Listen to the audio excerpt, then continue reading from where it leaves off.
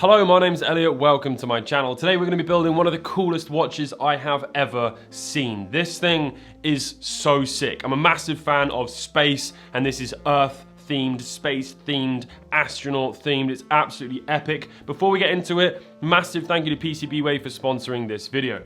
PCBWay is your one-stop solution for all of your DIY tech needs. They offer 3D printing, CNC machining, laser cutting, and even injection molding. They have a fantastic service, and there are so many different things that they offer. You can also see feedback from actual customers on their website as well. They have been supporting this channel for so long. If you're looking to build your own thing and you want to do it to a really high standard, whether it's making the case or doing the electronic components inside, PCBWay is the place to go. Check out PCBWay in the link in the description below. Without any further ado, let's build a watch. Okay, so let's begin. I'll make sure that all of the tools and the parts that I use in this video are linked in the description below.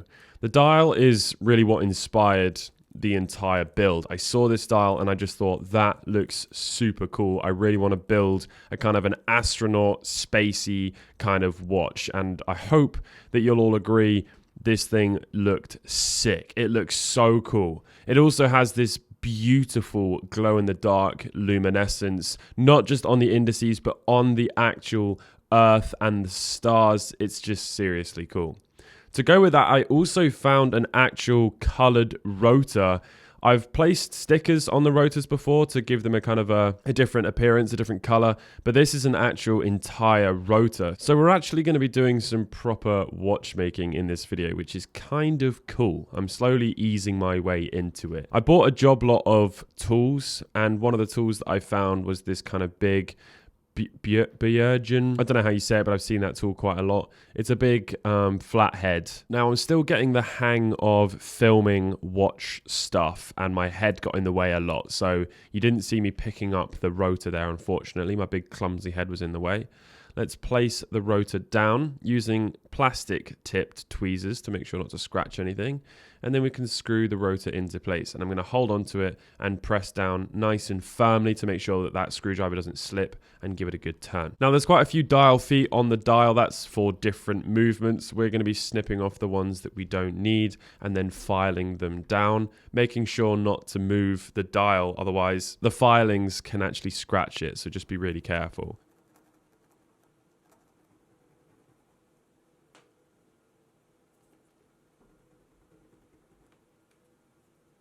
Once they're nice and flush, we can give everything a little dust off with the blower, and we can place down the dial spring. Now, this is actually something that I haven't been installing on the watches. I didn't know what it was. Now I know, so they're going to make an appearance going forward, and then we can set the dial down. You might need to give the legs a little bend if they're not quite straight. These dials and a lot of the parts from AliExpress are fairly low quality. You do get what you pay for with watches, and a watch like this is only going to cost you 50, 60 pounds maximum, which is obviously not a lot for an automatic watch, and it's a unique one too.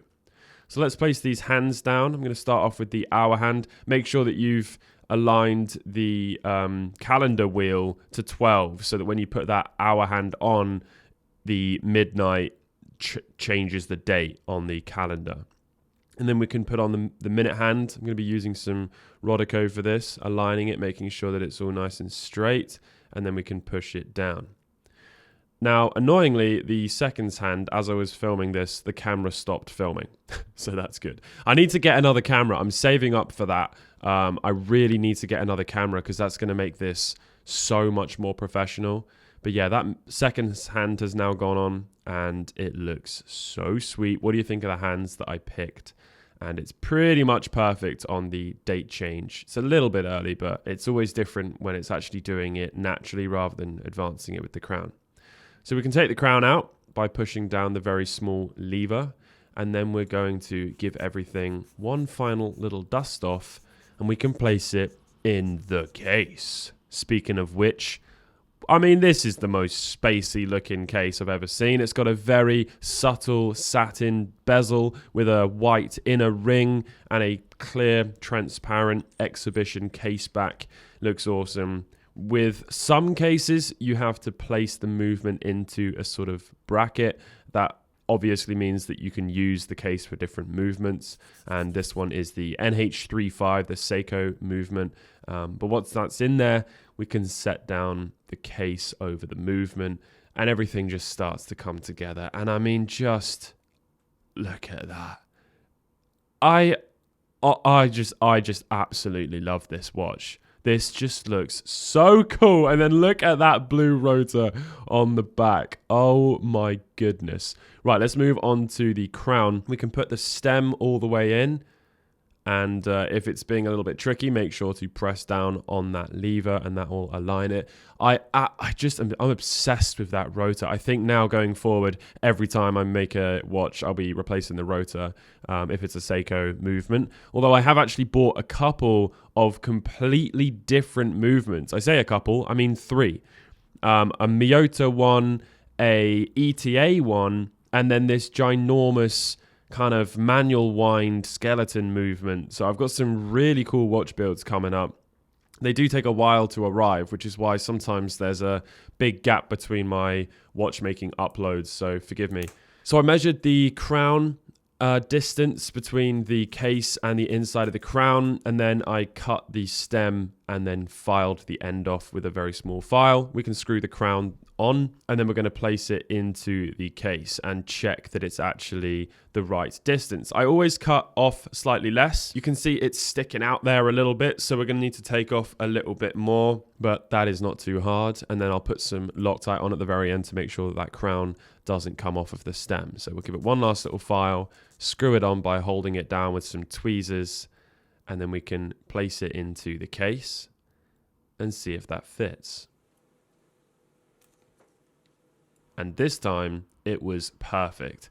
Obviously, it's not a screw down crown, so be very careful. While this watch will have water resistance, it's not going to be one that you can take into a swimming pool. I would say probably be fine in the shower. I again, don't take my word for it, but I'm fairly certain it'd be fine in the shower, unless you're like holding it directly under the shower head onto the crown. That could be bad, but they do have O-rings in those crowns, so it's probably going to be at least able to go in the shower. But yeah, don't be going swimming in this watch. So we can now put down the case back. Those little tabs sticking off of that watch movement holder, I actually had to snip off. I didn't film that, but that was actually stopping the case back from screwing down all the way, and then it was putting up too much pressure onto the movement. So yeah, you'll know what I mean when you see them in person, but they're like these small little white plastic tabs that just stick up.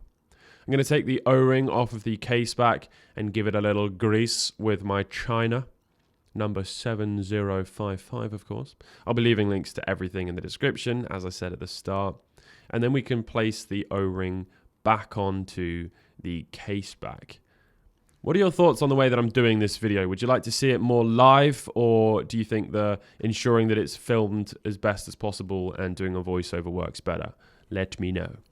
So yeah, I'll put the case back on and give it a screw down with the deflated ball. And there we have it. Case back on, rotors spinning, hands are moving. I just absolutely love it. It looks so damn cool, and it's so eye-catching, and it's so unique. A great talking piece, not a logo in sight, doesn't look like any existing thing. Looks bloody awesome.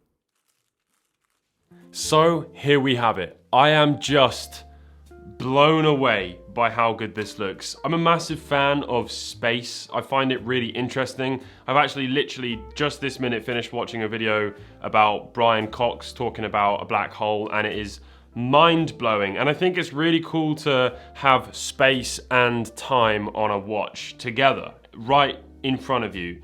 And also just looking at the Earth from effectively like a satellite's kind of perspective, or the moon's perspective, is kind of awesome. It makes you feel small, and that's a nice little reminder to have on a watch if you're someone who gets sucked into trivial problems like I do all the time. So there is one final thing to do with this watch, and that is wear it. And we can't do that until we put a strap on. So actually there's two things. I'm sorry to say, but the strap is the wrong size. That is completely my mistake. This is a gorgeous astronaut looking strap. It kind of looks like the fabric of an old space suit. Really, really cool little sort of hexagonal thing here. I really like it. Or is that an octagon? 1, 2, 3, 4, 5, 6. Yeah, I'm upset about that. It's 20 millimeters and the lug width is 22, because that would have just looked so cool. So I had to do a next day delivery on an Amazon job, and this one is nowhere near as good. For the main reason being that it doesn't like taper inwards. And so then you just end up with this really kind of thick strap. It still doesn't look bad. I think obviously my vision for this was white strap. That was definitely the vision, and realistically any white strap, whether it was a NATO or something, was gonna look good. And that obviously does look really, really awesome. Maybe like a white leather. I do think that the rubber just suits the kind of astronaut vibe, but there's absolutely no denying that this one would have looked far better. So if you are going to build this watch and follow along with the video that I've made and build yourself your own one, I'll be sure to include this. Just make sure you double check that you're getting a 22 millimeter strap if you are going to be buying this case. So there we have it. The Moon Watch. I am just blown away, and look at that blue rotor on the back. It's kind of cool to have the back also kind of look like the top of the Earth. You know, you've got both kind of things there. Maybe you could go for like a white one, a white rotor for it to almost be like the moon, or a yellow one for it to be like the sun. Yellow and blue is a lovely combination. There's also the sticker on the crown, but actually I kind of wish the tip of the crown was permanently blue, because I'm just liking these little blue accents on there. So I might actually just leave that blue sticker on until it peels off naturally. But I am seriously in love with this thing. I think it's probably my favorite watch I have built. So there we have it. Thank you very much for watching, and I'll catch you all in the next one. Goodbye.